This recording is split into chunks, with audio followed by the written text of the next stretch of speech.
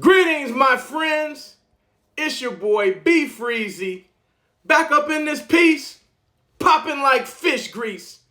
And I'm coming back with another scintillating episode of Dirty Vision Sports, guys. And what we're going to do today is get into that mega fight coming up July 29th, T-Mobile Arena, Las Vegas, Nevada, guys. It's going down. We got a real mega fight now. Terence Bud Crawford versus Errol the Truth Spence in a welterweight unification fight. Undisputed championships are on the line. Errol Spence is bringing his 3 belts, IBF, WBA, WBC, to the ring that night. Terence Crawford will be bringing his WBO welterweight championship belt to this fight on July 29th in Las Vegas, and they're going to scrap it out and get down, and the winner leaves with all the belts. So this is a mega fight, guys. I've been waiting for this for 4 years now, okay? 4 years, and we finally got it, so I'm just happy about that. This will be the best welterweight fight since Sugar Ray Leonard and Tommy Hearns won, which took place in September of 1981. Trust me, this fight will not disappoint. It took a while to get here, but we got it, and it's going to be worth the wait. So let's get into the measurables off the bat. First, we got Errol the Truth Spence coming in at 33 years old, right? Standing 5'9.5" tall with a 72-inch arm reach versus Terence Bud Crawford coming in at 5'8" with a 74-inch arm reach at 35 years of age. Now, a few years ago, these guys would have been a little younger, but this is still going to be a great fight because both of these dudes are elite athletes. And at this stage of their careers, what I think we're going to see, what I know we're going to see is we're going to see 2 extremely experienced, high IQ boxers that fight. And they're still young enough to where they haven't lost any athleticism. So they're right into that sweet spot that you get to in boxing where, experience and age to an extent is a good thing because you got all the ring IQ and all the wisdom in the world. And we all know boxing is all about experience. So when these 2 guys, we got guys that may be in their mid to low 30s, but they've maintained their athleticism. They're still elite athletes, okay? And they also now have the experience and the ring IQ to go with. So we're going to see the complete gamut. We're going to see boxing. We're going to see fighting. We're going to see scrapping. And we're going to see a lot of technical, beautiful aspects of the sweet science that we all love. That's why we love it, right? You're going to see everything in this fight. They're going to give it to us. So I can't wait, man. I can't wait. It's a lot of people making selections and predictions. And it seems like a lot of people, especially like knowledgeable fight people, it seems to be taking Terence Crawford. And, first of all, let me say this. These are my 2 favorite fighters. These are my absolute 2 personal favorites. So I'm going to look at this very objectively, okay? Because these 2 guys are my favorites. So I'm going to look at this objectively right down the line. And, a lot of people seem to be picking Terence Crawford. So, when you look at Terence Crawford's attributes, right, he's super skilled, got a lot of boxing skill. He has the ability to fight orthodox or switch up to southpaw, so he can switch hit, which can cause a lot of problems for a lot of people. He's a great counterpuncher. He's got great timing. He's got great footwork. He's got power in each hand. Like, he's a special fighter. In a lot of people's opinion, he's number 1 on the pound-for-pound list just because of his talent and his ability to switch and adapt and adjust because he got so many tricks in his bag. He can literally do it all. So, and that's what makes him special. What I found interesting is I know that Spence is considered the bigger man, the natural welterweight. That's really a big dude for a welterweight. But Bud has the reach advantage by 2 inches. So that's kind of a surprise to me because I wasn't aware of that until I did my research, the pre-fight research on him and to really break it down.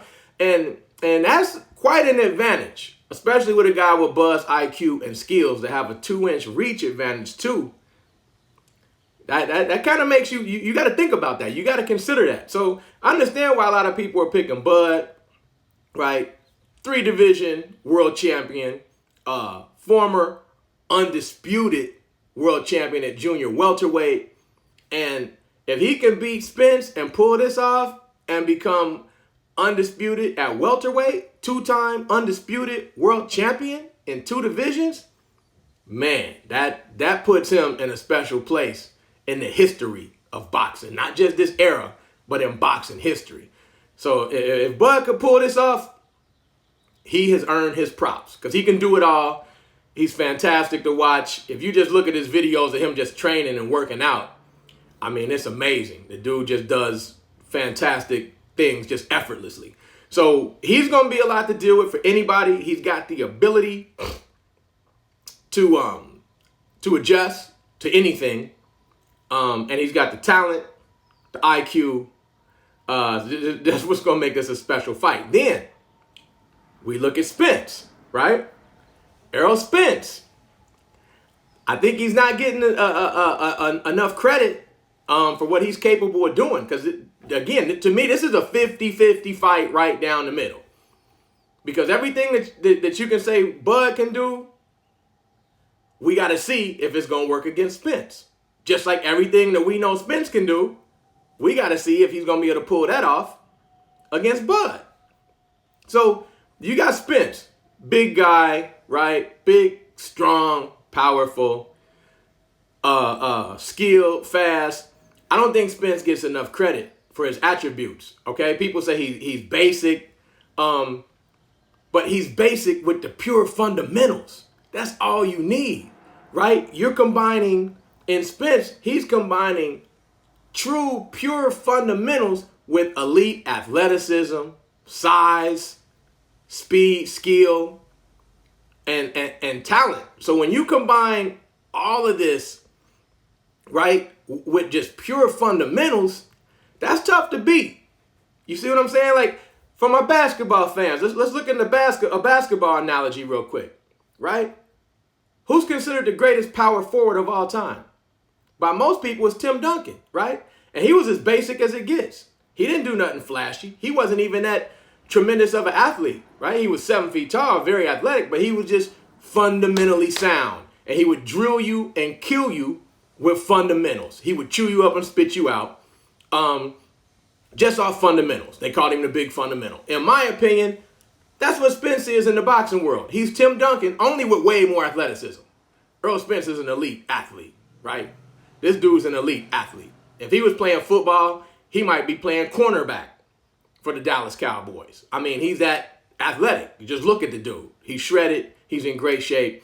So, it's like, to me, again, the basketball analogy, you got Spence, who's Tim Duncan, right? And then you got Terence Crawford, who's Kevin Garnett, right? He's all around, got phenomenal all-around skills, very versatile. They both 7 feet, but one of them, Tim Duncan, does things one way, just fundamentals, pure fundamentals, nothing flashy, just kills you in the post, steps out to 15, knock down shots, just a phenomenal player, right? And you got the other one, Kevin Garnett, who's all around. He's 7 feet, but he can cover defensively 1 through 5. Offensively, he can play 2 through 5. He got handle. He can go on the perimeter. He's a capable shooter from 20 feet in. Can get to the basket. Got some handle. He can do it all. So in a basketball sense, I'm looking at this as kind of like Kevin Garnett versus Tim Duncan, right? That's how I see this. But let's get back to the boxing world, right? That was just a brief analogy. But Spence also strikes me, if you just look at the people that fight him and what they say before the fight and what they say after, Spence is the type of guy, he's like a mirage, right? When you sit in the ringside or at home on TV, it looks like, it's just basic. I can work with him. I can get off on him. It looks one way, right? But it seems like when these guys get in the ring with him, it's a whole different story, right? Maybe when they get in the ring with him, they see that, this dude's bigger than I thought he was. You know what I mean? Like, this dude's, like, faster than I thought he was. This dude's a lot quicker than I thought he was. You know what? He got some good footwork, too. This dude is he's a lot more than you bargain for when you actually get in there. And that's what it seems like happens with a lot of guys. And then, to me, Errol Spence's number one attribute is that he does not make mistakes. He's fundamentally sound. He boxes beautifully behind his jab. His punch output is insane. He throws 1,000 punches a fight. I mean, who's doing that outside of like flyweight? Right? Like hardly anybody. But his offensive output is insane. He doesn't make mistakes. And while he's pressuring you, he's doing it behind a beautiful jab. And he's so technically sound that he does not make mistakes. Okay? So when you look at the two, Bud will scrap and Bud can adjust and Bud can do all kind of things. But Bud gets hit too. Right? Bud gets hit. Right? Spence don't get hit too much while he's putting on pressure because he's extremely fundamentally sound. He does not make mistakes. That is Spence's best attribute. He doesn't make mistakes. And then on top of that, his punch output and his work rate is insane. So it's going to be very interesting to see how these two great fighters collide and who comes out on top. And that's why it's a 50-50 fight for me, because I got to see how each is going to respond, right? Now, we know what Spence is going to do. We know Spence is going to bring the pressure, right, behind his jab. We know the output, the work rate is going to be super high as usual. We know that, right? But what we got to see from Bud's end is Bud going to be able to adjust to that? Is Bud going to be able to really? Bud's going to have to hurt Spence. He's going to have to hurt Spence. When Spence is coming to engage and mix it up, which he will do, Bud's going to have to catch him and hurt him. Right? Now, we know Bud's a great counterpuncher. He's got tremendous timing.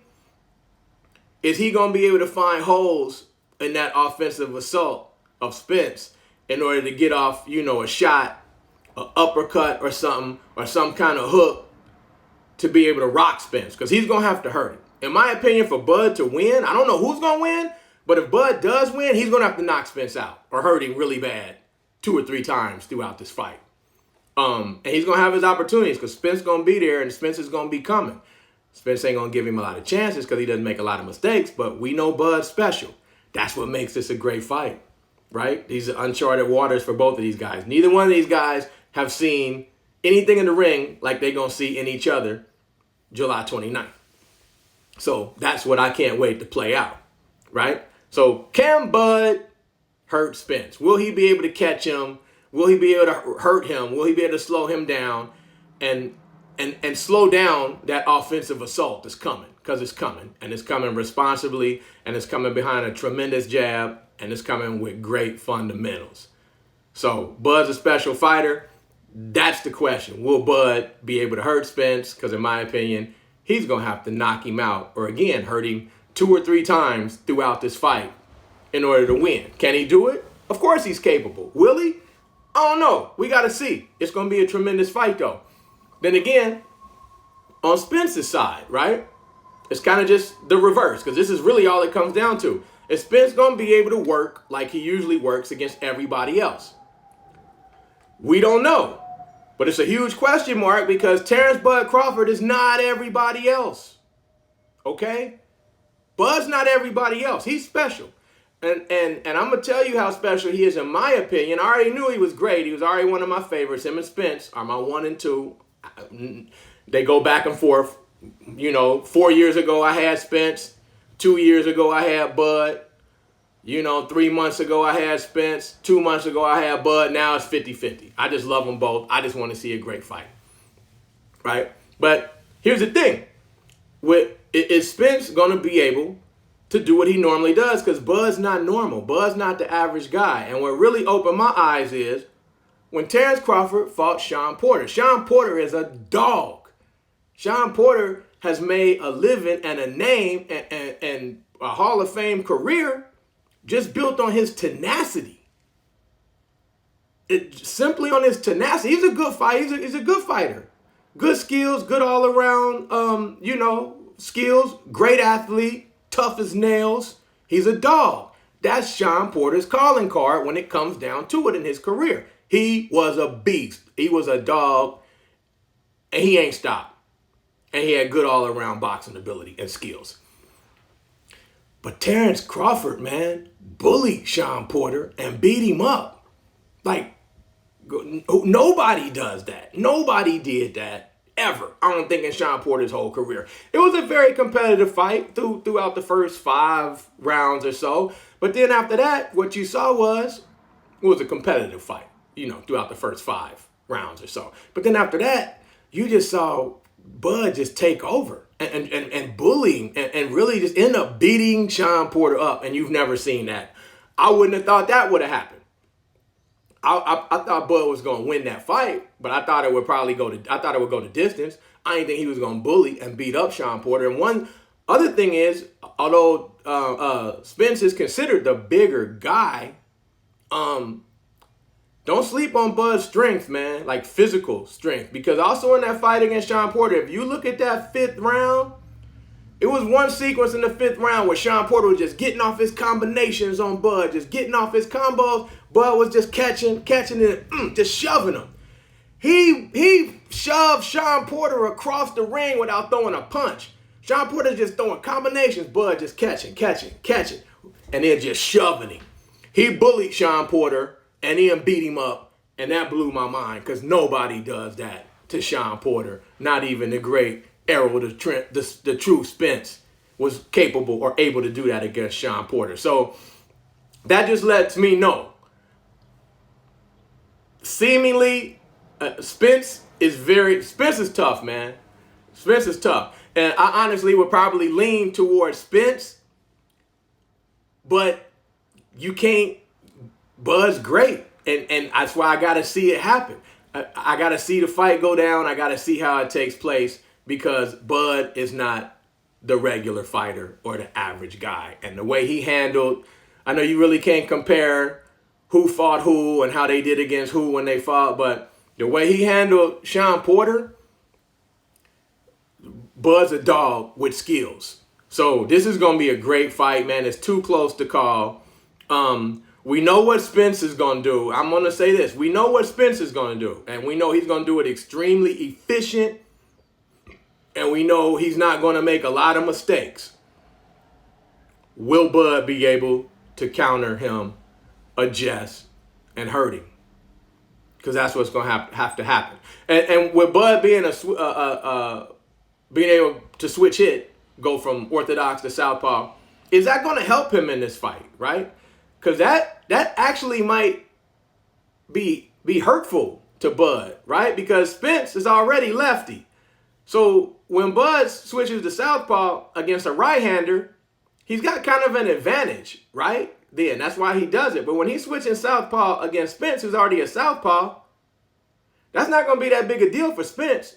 But for Bud, everything's going to be coming from a different angle, from a different side than what he's used to when he's switching southpaw against fighters, right? And if he stays orthodox, that's really regular for Spence because he sees that all the time. So how important will that be? Bud's ability to switch up. Will that be a factor?